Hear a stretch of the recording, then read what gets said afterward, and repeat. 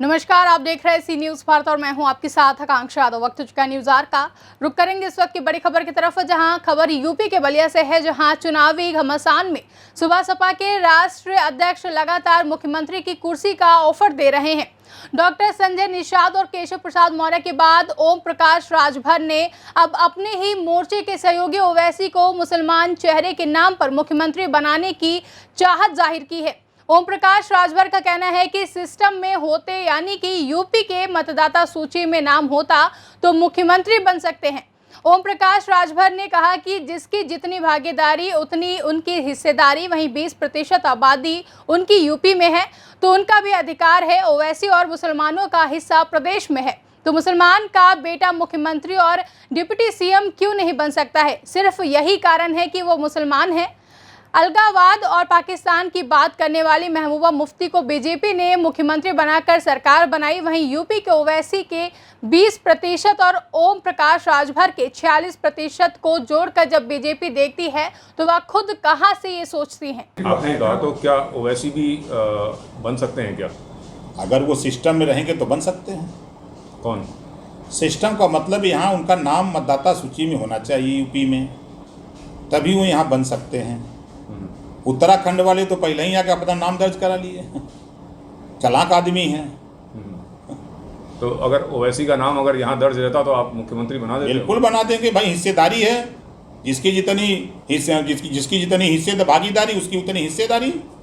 20% आबादी उनकी उत्तर प्रदेश में है तो उनका भी अधिकार है, तो उनको भी बनना है। किसको सर? ओवैसी जी का मुसलमानों का भी हिस्सा प्रदेश में है ना। जी जी। तो जब उनका हिस्सा मुसलमानों का है तो मुसलमान का बेटा क्यों नहीं मुख्यमंत्री बन सकता, क्यों नहीं डिप्टी सीएम बन सकता? क्या कारण है? सिर्फ यही कारण है कि मुसलमान है। यही बीजेपी महबूबा मुफ्ती जो हमेशा अलगाववाद और पाकिस्तान की बात करती हैं, यही बीजेपी महबूबा मुफ्ती से और भारतीय जनता पार्टी ने समझौता करके सरकार बनाई कश्मीर में। अभी आप देखिए जफर इकबाल, हमको आपको हिंदू मुसलमान सिखाते हैं। अभी जफर इकबाल को मंत्री बनाने जा रहे हैं केंद्र में। अभी पिछली सरकार में शाहनवाज हुसैन, मुख्तार अब्बास नकवी, 20% वोट है ना, उसके पास 20% वोट है।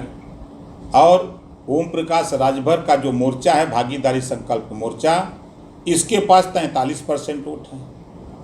अब जब जोड़ देंगे सब, तो इस जोड़ को जब बीजेपी जोड़ रही है तो सोच रहे कि हम कहाँ खड़ा हैं। इस नाते बीजेपी परेशान है और कोई बात नहीं है।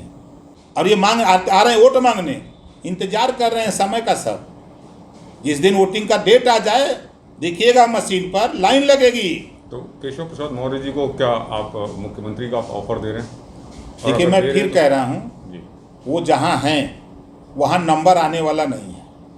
इस नाते कि वहाँ संघ भाजपा अलग लड़ रही है, मोदी और अमित शाह अलग लड़ रहे हैं, योगी अलग लड़ रहे हैं, आपस में वो लड़ रहे हैं। उस लड़ाई में इनका लाभ नहीं होने वाला है। किसको?